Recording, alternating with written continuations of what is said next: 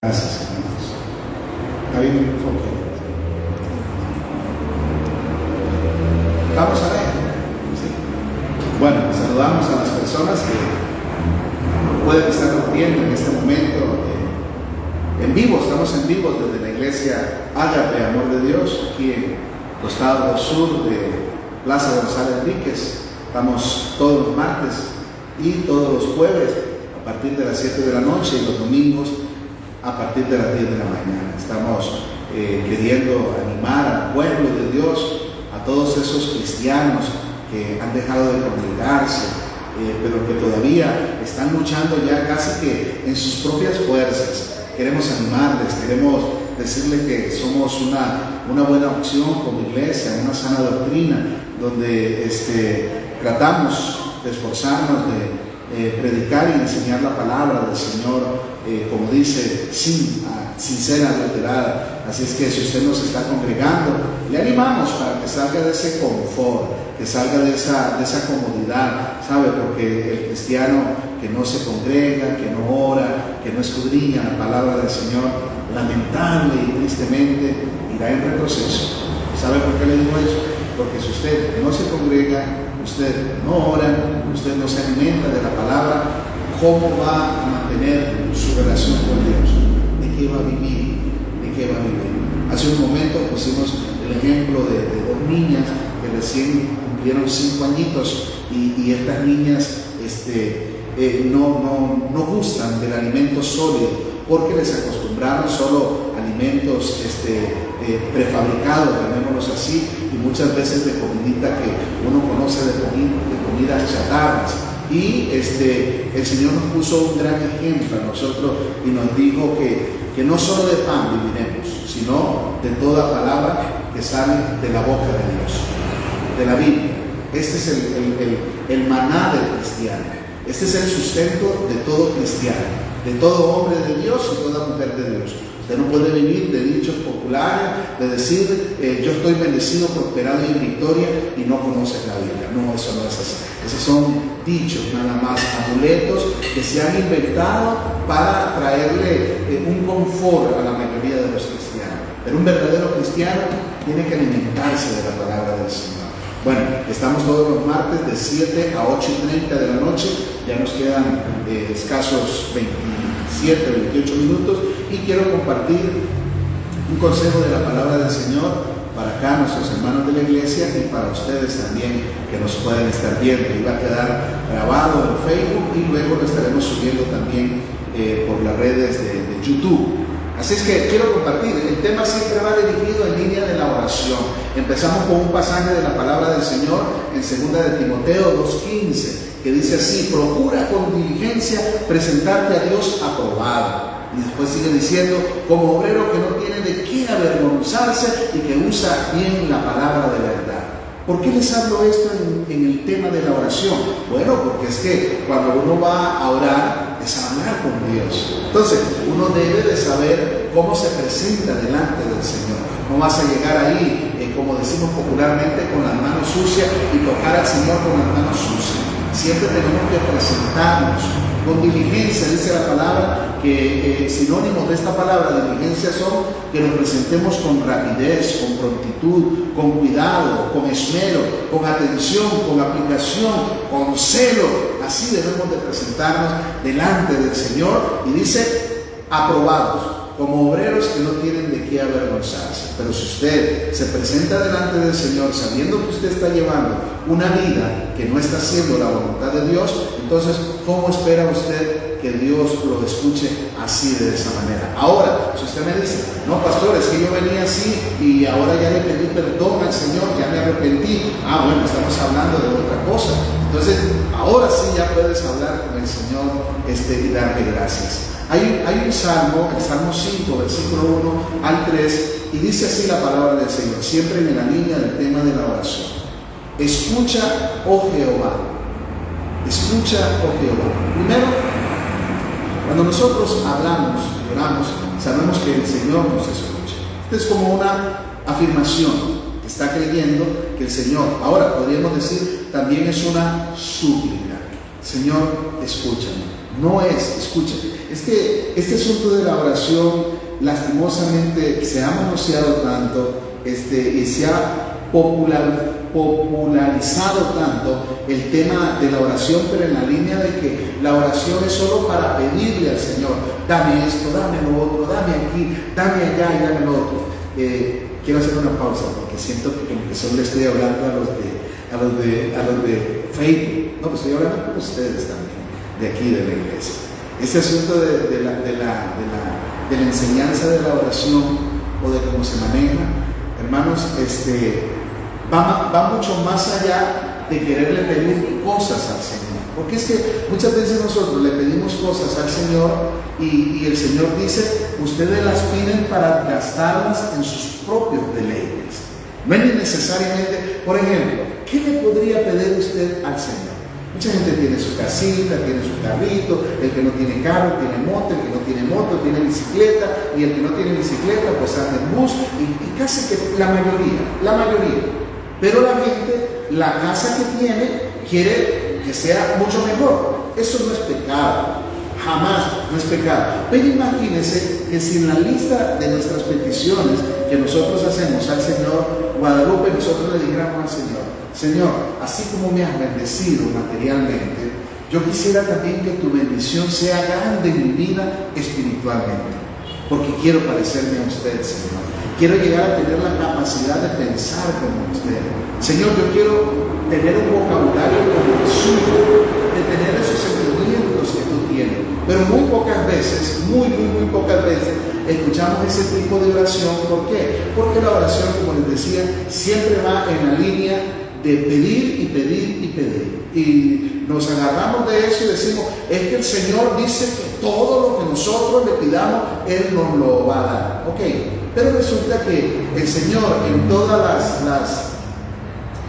las oportunidades que Él nos da de poderle pedir al Señor, Él también nos pone también su condición. Como por ejemplo, el Señor dice: clama a mí y yo te voy a responder. El Señor dice: el que toca, se le abre. Pero si usted solo toca para que el Señor abra, qué sé yo, la puerta de un trabajo, de un negocio o de las cosas que usted quiere realizar, pero eso tiene que ir acompañado del deseo de querer buscar del Señor. Si bien es cierto, puedes pedirle al Señor más comodidad, pero en medio de esa comodidad material también tiene que haber un hombre y una mujer agradecido con Dios y no dejar en ningún momento de buscarle al Señor. Entonces dice el salmista acá: escucha, oh Jehová, mis palabras, considera mi gemir, sinónimo, considera mi clamor. Y más adelante dice: está atento a la voz de mi clamor, porque a ti oraré. ¿Cuándo ora usted? Orar no es pegar 4 gritos. Orar no es comenzar a patear y quedarse hasta sin voz. Orar no es tirarse al suelo y comenzar a hacer cosas ahí que no vienen acorde a lo que el Señor dice en su palabra. Por ejemplo, el Señor habla cuando Él oró en el Getsemaní, dice que Él se apartó y se fue y habló con el Padre. No dice que comenzó a pegar gritos, ni dice tampoco que se haya tirado al suelo a revolcarse, ni dice tampoco que lo hayan empujado para que la gente se tire al suelo. Son cosas a las que nos tienen acostumbrados, o la iglesia cristiana, que se hace llamar cristiana, se ha acostumbrado a una serie de shows, de espectáculos, y que corren, y que van, y que vienen, y todo eso. Ahora, sobreentienda que no estamos limitando a lo que Dios puede hacer en la vida de nosotros. Pero cuando decimos eso, sobreentendemos también de que cuando estamos en la iglesia, obviamente, la experiencia que tuvo esta gente, de lo que conocemos como el aposento alto, cuando ellos hablaban en otras lenguas, en otros idiomas, dice que la gente pasaba por ahí y decían: estos están borrachos, están llenos de mozos. ¿Por qué? Porque ellos no podían entender lo que Dios podía en su soberanía hacer. ¿Y qué era? Que el Espíritu Santo había venido y los había tomado a cada uno de ellos. Como de igual manera, el Espíritu Santo de Dios puede venir y tomar el control, pero sí les aseguro que si es el Señor, no va a comenzar a hacer desorden y comenzar ahí a hacer un poco de cosas que realmente se salen de lo que sería nuestro Señor. Está atento a la voz de mi clamor, porque a ti oraré. Oh Jehová, dice, De mañana oirás mi voz. ¿Por qué de mañana? Bueno, por lo menos la palabra del Señor siempre nos da como una dirección, una directriz de que tal vez el mejor momento para poder estar en la presencia del Señor pueden ser las horas tempranas de la mañana. ¿Por qué? Porque usted todavía no está cansado de su trabajo, todavía usted viene con esa fuerza. Bueno, uno espera, ¿verdad?, que la gente se levante con esa fuerza, con ese ánimo para ir a su trabajo, pero antes de eso no hay nada más delicioso que se pueda deleitar dándole gracias al Señor, qué sé yo, a la orilla de su cama, en la sala, en el baño, donde usted pueda y tener la postura que usted quiera, pero que usted pueda hablar y darle gracias a Dios por el día que vas a comenzar. Por eso el salmista aquí nos dice: de mañana oirás mi voz, de mañana me presentaré delante de ti y esperaré. Hay un salmo, el salmo número 3, que dice que es un salmo de David, y esta es una situación que David está viviendo, Ernesto, con su propio hijo, su hijo Absalón. Resulta que Absalón, en todo lo que había guardado en su corazón, quería quitarle el poder a su papá. Quería ser él el rey y comenzó a ganarse a los mismos israelitas para que se volvieran en contra de su papá David, quien era el rey. Entonces David, escuchen esto, David tenía todo el poder como para mandar un ejército y atacar a Absalón y poder desaparecer, aunque fuera su propio hijo. Pero ¿sabe qué hizo David? David dice que salió huyendo para que su propio hijo no lo matara. ¿Por qué? Por celos. ¿Por qué? Porque él quería imponerse. Y entonces David escribe este salmo. Por eso es que, perdón que ponga esa risa en mi rostro, pero es que me da risa a mí cuando escucho que a los que cantan les dicen salmistas. Y ni siquiera han compuesto ni han escrito un salmo, porque no han tenido una vivencia, una verdadera persecución a causa de su cristianismo. Porque el que diga, por lo menos aquí en Costa Rica, que es perseguido por ser cristiano, le está mintiendo. Aquí no hay persecución. Aquí lo más que pueden hacer es apedrearle la casa o el lugar donde nos reunimos, o que le manden a cerrar, esto más que todo por bulla, pero no porque sea cristiano. Aquí a nadie le cierran los lugares por ser cristiano, difícilmente. Entonces, decirle salmista a estas personas que ahora, lamentable y tristemente, agarran ritmos y canciones mundanas y que les cambian solo frases de letras y les ponen una letra que diga Dios o amén o aleluya o gloria a Dios. Pero vean la experiencia que está viviendo David en este caso. Oh Jehová, permítame, si quieren ustedes, exclamar este pasaje. Oh Jehová, cuánto se han multiplicado mis adversarios. Y vea lo que está viviendo, que en medio de esos adversarios está su propio hijo, quien es quien quiere quitarle la vida. Oh Jehová, cuánto se han multiplicado mis adversarios. Muchos son los que se levantan contra mí. Ahora, usted dirá: pastor, pero a mí también vieron la gente cómo se levanta en contra mí. Sí, pero podrá levantarse en contra suya por cualquier razón, menos por cristiano. Menos por cristiano. Hermanos, ustedes que están aquí conmigo en la iglesia, o usted que nos puede estar viendo, mándenme un mensaje y digan: pastor, a mí realmente se levantan contra mí por mi cristianismo. Bueno, serían la única persona, porque vuelvo a insistir en esto, de que aquí se levante gente porque nosotros somos cristianos, difícilmente. Es más, muchas veces hasta la misma gente que no es cristiana trata de ayudar a las iglesias que son cristianas en diversas maneras, de muchas maneras. Pero David está viviendo una situación incómoda y escuchen, lo que él hace es clamar, orar delante de su Dios, quien sabe quién es el que lo va a socorrer y lo va a ayudar, aún de su propio hijo. Muchos son los que se levantan contra mí. Oiga, y oiga lo que decía, estoy en el Salmos capítulo 3, versículo 1 al 5. Muchos son los que dicen de mí: no hay para él salvación en Dios. O sea, lo que le están diciendo a Guadalupe es: ni Dios te va a salvar, David. Estoy dispuesto a matarte, estoy dispuesto a desaparecerte. Y oiga la exclamación de David: mas tú, Jehová, eres escudo alrededor de mí. ¿Sabe qué está diciendo aquí? A pesar de que vienen contra mí a quererme matar, Señor, yo sé que tú estás a mi alrededor cuidándome, cubriéndome. Si nosotros nos ponemos a pensar que como cristianos, de cuántas cosas el Señor nos libra y ni cuenta nos damos nosotros, de cuántas cosas el Señor nos provee o nos da y que ni siquiera tenemos la menor duda de las cosas que Dios puede hacer a favor nuestro. Pues aquí está una de tantas respuestas. Eres escudo alrededor de mí. Pero obviamente esa confianza, hermana Katia, la vamos a llegar a tener en la medida que nosotros nos relacionamos con nuestro Señor. Y aquí lo que David está haciendo es un salmo de clamor, de petición delante de su Señor, que seguramente puede estar de rodillas, puede estar postrado. Yo no sé cómo usted lo hace también, pero él está creyendo que su Dios lo va a cuidar, lo va a proteger, porque Dios, tenemos la plena seguridad, quien es quien guarda, como dice su palabra, Él es quien guarda nuestra salida, Él es quien guarda nuestra entrada. Por eso David aquí en manera de oración y confesión está diciendo, eres un escudo alrededor de mí. Y oiga lo que dice, mi gloria, o sea, mi grandeza y el que levanta mi cabeza. ¿Qué está diciendo con eso?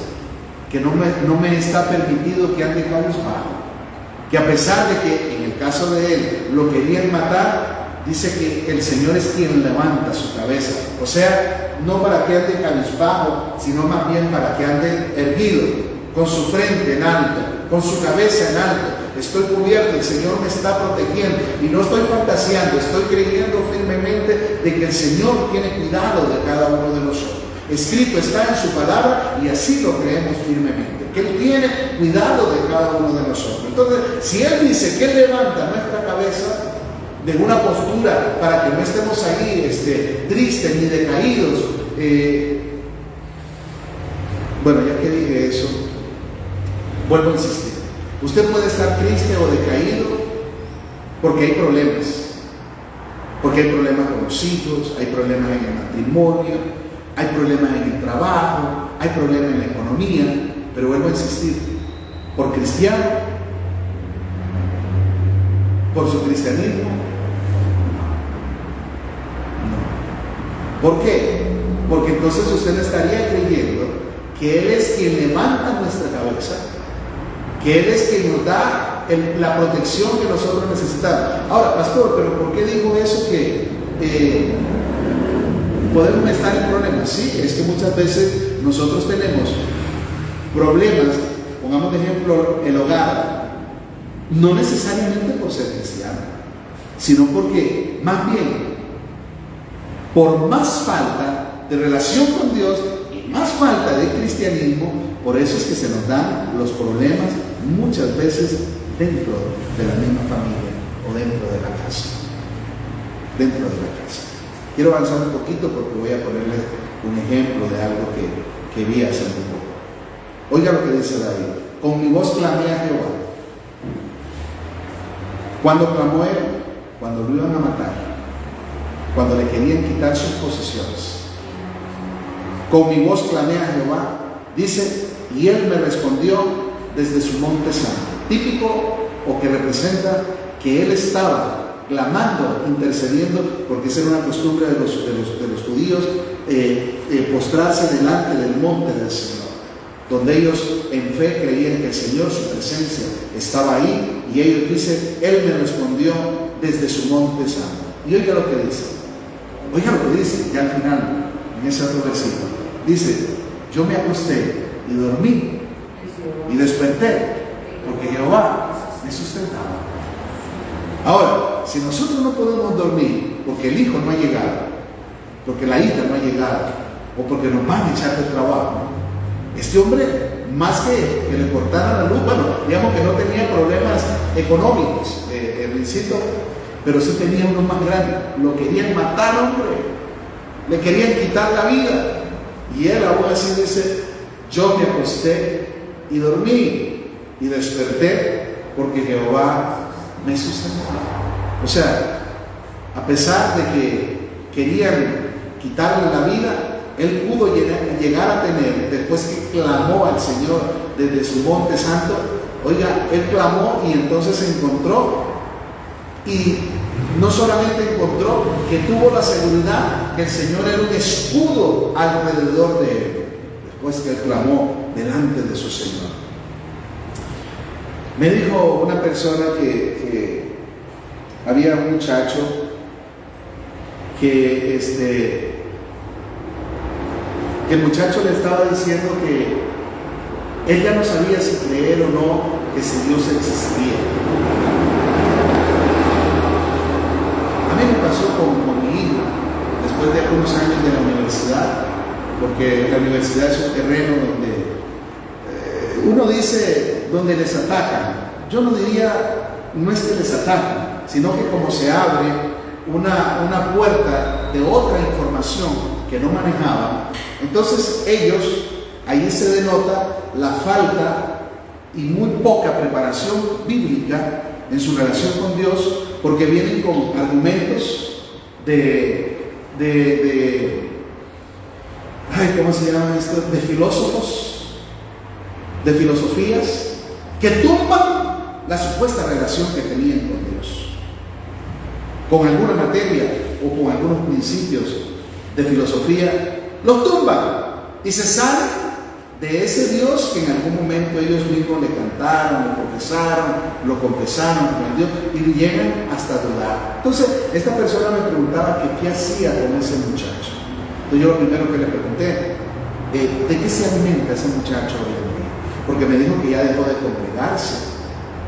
Primer error garrafal de un cristiano, dejar de congregarse. Por cierto, si usted no se está congregando, hágalo, hombre, por el bien suyo. Hágalo, señora, por el bien suyo, por el bien de sus hijos. Hágalo, haga un esfuercito. Así como hacen esfuerzo para ir a pasear, qué sé yo, y gastar grandes cantidades de dinero en un paseo, hagan el esfuercito y paguen un pasaje y se van a la iglesia. Háganlo. Entonces yo le pregunto, ¿de qué se alimenta? Él no lee la Biblia, y con la cara que me puso, seguramente ni la misma persona estaba alimentándose de la palabra de Dios.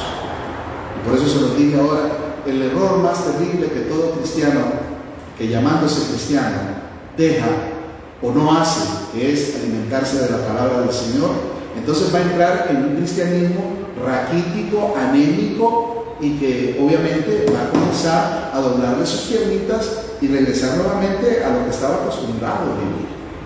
Le pregunté también, número uno, de qué se alimentaba, y obviamente eso va en dirección a la palabra, y le pregunté, ¿escudriña la palabra del Señor? No, hombre, ¿qué va a escudriñar? Si pasa 2, 3, 4 horas en la televisión, en la pantalla, con los juegos electrónicos ahí, imagínense, 4 o 5 horas metidos ahí en la palabra del Señor. En la palabra del Señor, no, ojalá si fuera, metidos en juegos de videos y todo ese tipo de cosas. Y entonces, obviamente que yo lo que estaba lanzándole era para que por lo menos esa persona llegara a entender por qué ese joven se encontraba en esa condición. ¿Por qué se encuentran así? No se alimentan. No hay alimento de la palabra. Después le pregunté, ¿asiste a la iglesia? La respuesta fue no. Y el Señor dice, no dejen de congregarse. Le hice otra pregunta, que él decía que Dios no existe por los estudios que él está llevando en el lugar donde estudia. Entonces, obviamente que ellos tienen que entender, y los cristianos tenemos que entender, que este mundo en el que estamos, aunque de esos lugares universitarios van a salir, imagínense, los profesionales, qué sé yo, abogados, médicos, odontólogos, todas las especialidades que hay, de ahí van a salir, pero de lo que menos van a salir formados es de una relación con Dios. Porque esos lugares no son para formar hombres de Dios ni mujeres de Dios. Entonces, cuando un joven va para la universidad, lo que tiene que ir es bien formadito de la palabra de Dios, para que cuando llegue a recibir sus materias de lo que sea, nada les haga dudar de su relación con Dios. Bueno, ese es el plano de los muchachos que entran a la universidad. Ahora, de los que no necesariamente van a la universidad, pero que tampoco no se alimentan, lo mismo les va a suceder. Lo mismo les va a suceder. ¿Por qué? Porque entonces no van a poder clamar delante de su Dios, porque no hay una hambre, no hay un apetito por buscar las cosas de Dios. Y el Señor lo manda: mas buscad primeramente mi reino y mi justicia, y lo que necesiten, yo se los voy a dar. Pero la gente, hermano Marvin, lo primero que hacen es querer buscar sus propias necesidades, y si tienen campo le dan de vez en cuando una asistencia esporádica de visita a algún templo, alguna iglesia. Entonces, hermanos, se me acaba el tiempo. En este asunto de la oración, uno tiene que buscar al Señor en todo tiempo. Uno tiene que acercarse al Señor en todo tiempo. Y empecé con la cita de 2 de Timoteo 2:15, la cual les cito nuevamente: procura con diligencia. Procura con diligencia. Tómelo como un mandamiento. Procura con diligencia, con rapidez, con prontitud, con cuidado, con esmero, con atención, con aplicación, con celo. Procura con diligencia presentarte a Dios aprobado, como obrero que no tiene de qué avergonzarse y que usa bien la palabra de verdad, que está haciendo bien las cosas. No hay otra manera, hermanos. No hay otra manera. Tal vez ustedes desearían, principalmente los que nos están viendo, desearían decirle que es que hay que hacer guerra espiritual. Escúchenme. La guerra espiritual no necesariamente es que usted pegue 4 gritos. La guerra espiritual es que usted vaya ganando sus propias batallas en el Señor, en Cristo Jesús, y que usted debe de conocer principalmente quiénes son sus enemigos. Y le quiero recordar uno, que es el principal enemigo que usted tiene. No es el diablo, no es el diablo, ni sus demonios. Es usted mismo. Es usted mismo. Ahora escuchábamos una canción que decía que ni lo alto, ni lo bajo, ni lo presente, ni lo porvenir, ni ninguna cosa creada, ni hambre, ni persecución, nada nos podrá apartar del amor que es en Cristo Jesús. El único que lo puede apartar a usted de Cristo es usted mismo. Por eso el Señor nos deja y nos dice: ten cuidado de ti mismo y de la palabra que enseñas. Hermanitos, Dios les bendiga. Les animo a que se esfuercen, que tomemos ánimo en Cristo Jesús, para poder ver realmente que el Señor es un escudo alrededor de nosotros. Cuesta la disciplina de la oración, la disciplina de escudriñar la palabra del Señor, cuesta. Pero cuando realmente, por eso el Señor cita y dice que volvamos a nuestro primer amor, que volvamos a retomar el principio, que hagamos un alto en nuestro camino y que recordemos la senda antigua. ¿Qué es la senda antigua? Cuando usted, con solo escuchar un cántico, venían las lágrimas de la presencia de Dios sobre su vida. Cuando usted se deleitaba en leer la palabra del Señor, cuando para usted era un deleite llegar a la iglesia. ¿Has dejado de hacerlo? Es porque has perdido tu primer amor. Si este es el caso suyo, póngase de pie. Si este es el caso suyo, si usted es uno o una de esas personas que ha dejado, que ha perdido su primer amor, yo te doy un consejo. Los consejos van y vienen. Los consejos son para ponerlos en práctica o para desecharlos. Un consejo: métase con Dios. Busque la presencia de Dios. Deje la rutina. Deje el conformismo. Métase en oración. ¿A qué hora? En todo tiempo que usted pueda estar en la presencia del Señor. Con todo lo que vaya a hacer, con todo lo que haga, con todo donde vaya, con quien comparta. Hágalo. Ponga al Señor de por medio. Es un consejo. Papito, te damos gracias en esta preciosa noche que nos has permitido compartir tu palabra, Señor, con nuestros hermanos aquí en la iglesia y con las personas que nos puedan ver a través de las redes.